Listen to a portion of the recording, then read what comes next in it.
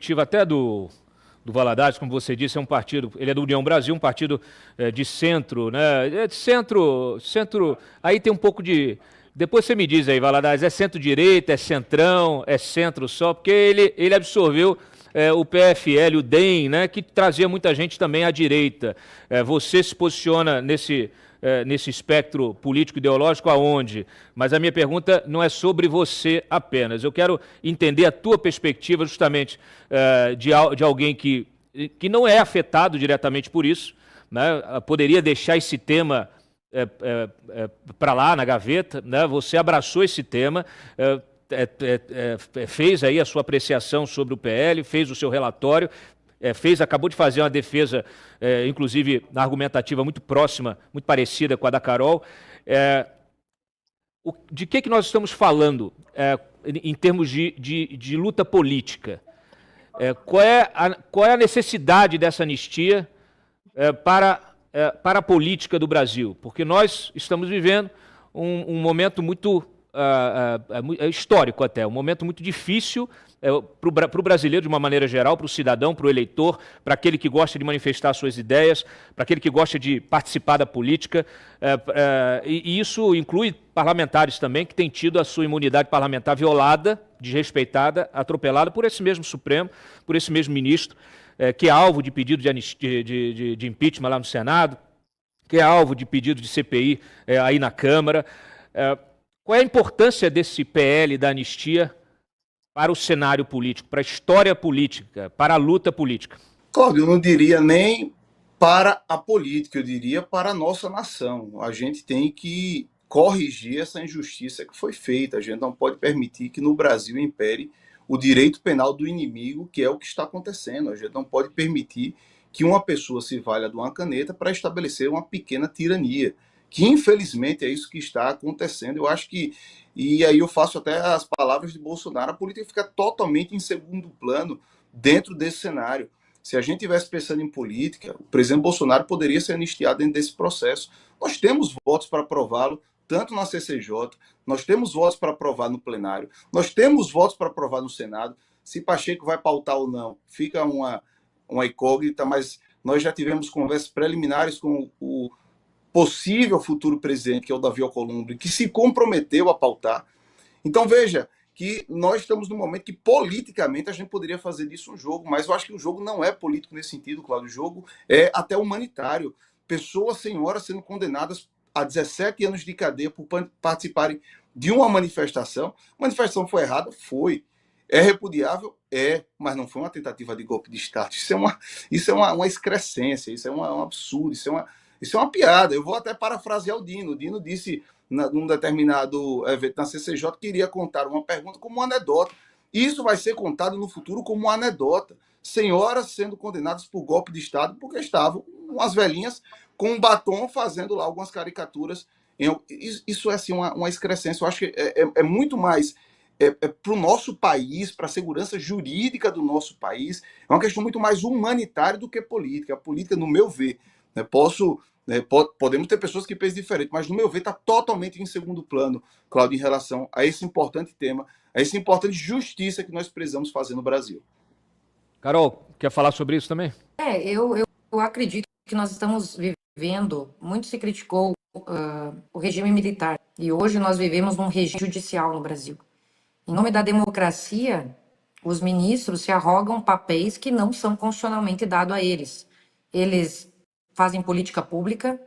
Eu lembro que quando o presidente Bolsonaro estava à frente da presidência, quem mais governou na época do Covid foram CPIs, a condução, censurando, censura prévia a documentário, censura à imprensa.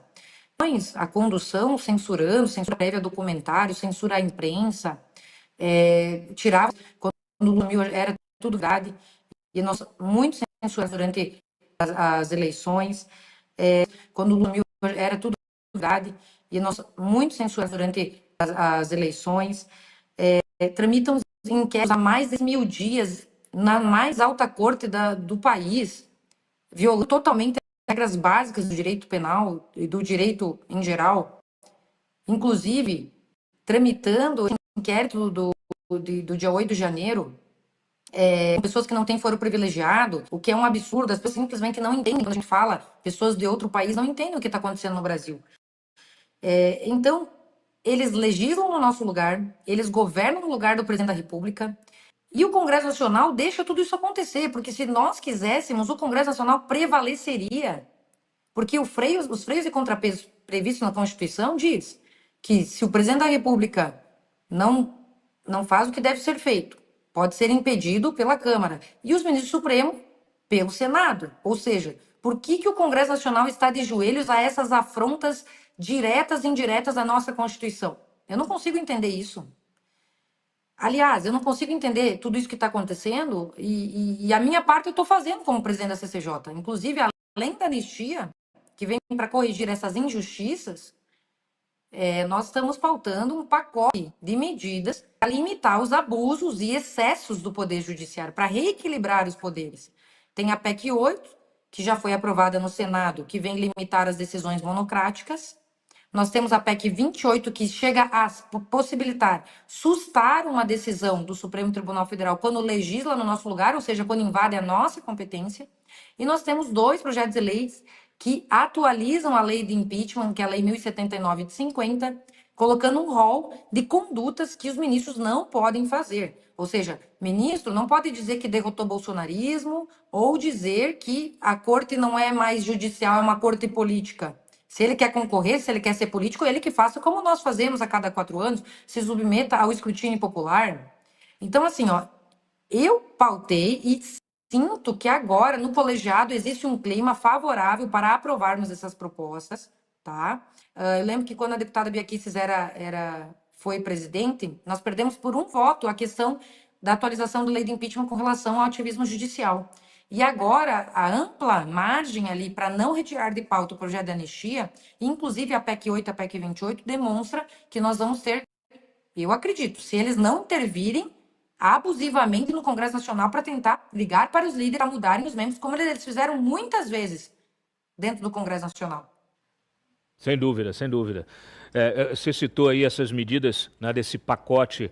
É muito interessante que a mídia, essa mídia da SECOM, né, a mídia vendida e a mídia comercial, ela costuma dizer que é um pacote anti-STF, contra o Supremo, né, pacote anti-Moraes.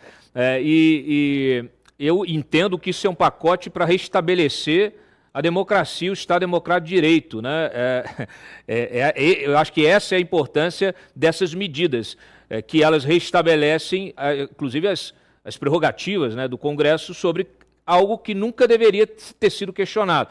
Quer dizer, esse Supremo nunca poderia ter avançado sobre essas prerrogativas do Congresso Nacional. Então, eu acho que é uma forma de restabelecer até a segurança jurídica, Carol. Exatamente. Hoje não vive mais num Estado de direito, porque o democrático está sendo muito banalizado. O que a gente precisa viver é num Estado de direito, ou seja, onde quem realmente é o comandante são as leis, e não a autoridade. E hoje a gente tem o direito, o Estado de autoridade e não o Estado de direito, onde eles interpretam a Constituição e as leis conforme a vontade da cabeça desses magistrados. Então, não tem, como você falou, algo muito precioso, segurança jurídica. Então, quer dizer o quê? Vou dar outro exemplo. Nós aprovamos a lei do marco temporal. Eu já vi ali na Constituição, achava que estava muito claro a essência do marco temporal. Nós aprovamos, derrubamos o veto, deveria passar a valer, né? O que o Supremo fez? Agora abriu uma mesa de conciliação, porque eles não aceitam estabelecer o marco temporal. A ação da desoneração folha, nós aprovamos, derrubamos o veto. O que o Lula fez? Peticionou para o Supremo e o ex-advogado dele submeteu um prazo para nós legislarmos, desobedecendo o Congresso Nacional novamente. E nós somos obrigados a fazer uma legislação contrária à vontade da nação brasileira, representada por seus representantes. Então, isso já passou da hora. Valadares, para você uma pergunta aqui. Você acha que o Congresso, a gente tem a percepção de que o Congresso, durante muito tempo, se omitiu. A Carol até falou aí por que ele está de joelhos, né, diante desses arbítrios. A gente tem a percepção, como sociedade, que o Congresso se omitiu durante muitas vezes e que em outras tantas vezes, na guerra política, na luta política, você teve diversos momentos em que esses próprios parlamentares recorreram ao Supremo. Isso aconteceu muito, ainda acontece, né, mas aconteceu quando não deveria acontecer, né? Às vezes, numa disputa por um projeto de lei, por uma emenda constitucional, aqueles grupos que perdem, que perdiam, o que eles faziam? Recorriam ao Supremo. Isso ainda acontece, talvez menos do que no passado recente. Me parece que essa história, essa tentativa de toda hora apelar para o judiciário, apelar para o tapetão, parece aquele jogo de futebol que você ganha o campeonato e que alguém vai lá, os cartolas vão lá e tentam derrubar no jurídico, né? Tentam derrubar no tapetão. Você acha que, você concorda comigo ou não? E se hoje os parlamentares, de alguma maneira, estão tomando consciência de que não podem judicializar qualquer coisa, porque isso acaba empoderando, dando mais força para esse Supremo que já exorbita nas suas funções sem precisar ser chamado? Cláudio, vamos lá, vamos tentar separar em duas partes rápidas essa pergunta. Primeiro, em relação à questão dos constantes recursos que são levados ao Supremo em relação a temas que nós estamos legislando. Veja, eu fui deputado estadual há 4 anos de oposição. Posição aqui eu nunca levei absolutamente nenhuma demanda para o nosso Tribunal de Justiça aqui. Infelizmente, o polo ativo para a ADPF, ADI, as ações de constitucionalidade ou de inconstitucionalidade, o que pode, falando aqui no português claro, mudar a legislação, mudar um entendimento feito pelo Congresso Nacional, nós temos que elevar esse sarrafo. Infelizmente, aqueles que podem figurar no polo ativo, ou seja, quem pode propor essas ações, nós temos um rol muito extensivo. Ou seja, por exemplo, se tiver um partido com um representante, ou no Congresso, ou na Câmara, ou no Senado, ele já pode propor esse tipo de ação. Então aí a gente coloca como se fosse todo o Congresso. Mas, na verdade, às vezes é um cara lá do PSOL, é um cara da rede, que entra, por exemplo, a DPF do aborto foi um membro do, se eu não me engano, PSOL. Entrou lá no Supremo e aí a sistolia fetal, isso aí que a gente está vendo, essa excrescência contra o CRM, foi aí o que Alexandre de Moraes decidiu, e tem essa outra possibilidade de ampliação dos casos de aborto. Então, veja, o que a gente tem que fazer é levar esse sarrafo, para não colocar a atitude de um partido com poucos membros como se fosse de todo o Congresso Nacional. Então, a gente teria que colocar aí para uma representação de pelo menos 100 deputados, ou seja, teriam que ser 2, 3 ou mais partidos que chegassem no número de 100, 120, 150. A gente tem que criar esse número. Isso eu já conversei até pessoalmente com o presidente Arthur Lira, e ele tem essa vontade de elevar esse sarrafo. Essa é uma das grandes questões. A segunda, que falam, o Congresso se omite e é por isso que o Judiciário legisla. Eu escutei essa fake news, Cláudio, durante toda a minha universidade. Eu me formei há muitos anos, eu me formei em 2010 para 2011.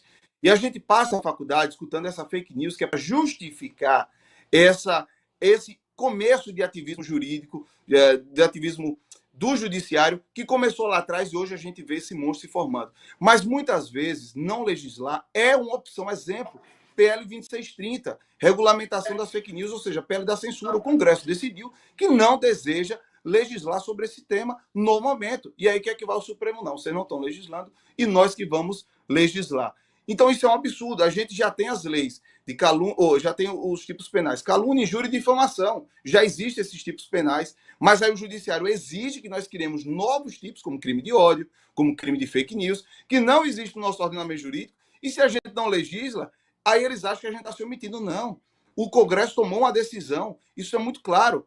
Os crimes para fake news já estão tipificados. A mentira não é nenhuma novidade, porque existiu agora um celular e uma internet. A mentira sempre existiu, a calúnia, a difamação, a injúria, os crimes previstos contra a honra no Código Penal. Então, essa é uma grande mentira que passaram a faculdade inteira falando para obrigar que o Congresso legisle como eles querem, como esse sistema quer. Essa é a grande questão. Essa é a grande questão. No caso da maconha, já estou finalizando a mesma coisa. O Congresso legislou que qualquer quantidade é considerado porte de drogas. Se vai para prisão, se vai ser pena administrativa, isso aí é uma outra questão. Mas aí vai o Supremo, numa canetada, e decide que 40 gramas não é. Aí o Congresso tem que legislar novamente sobre algo que já havia legislado. Isso não é omissão do Congresso. Isso é justificativa para ativismo judicial. É isso que a gente está vivenciando hoje no Brasil.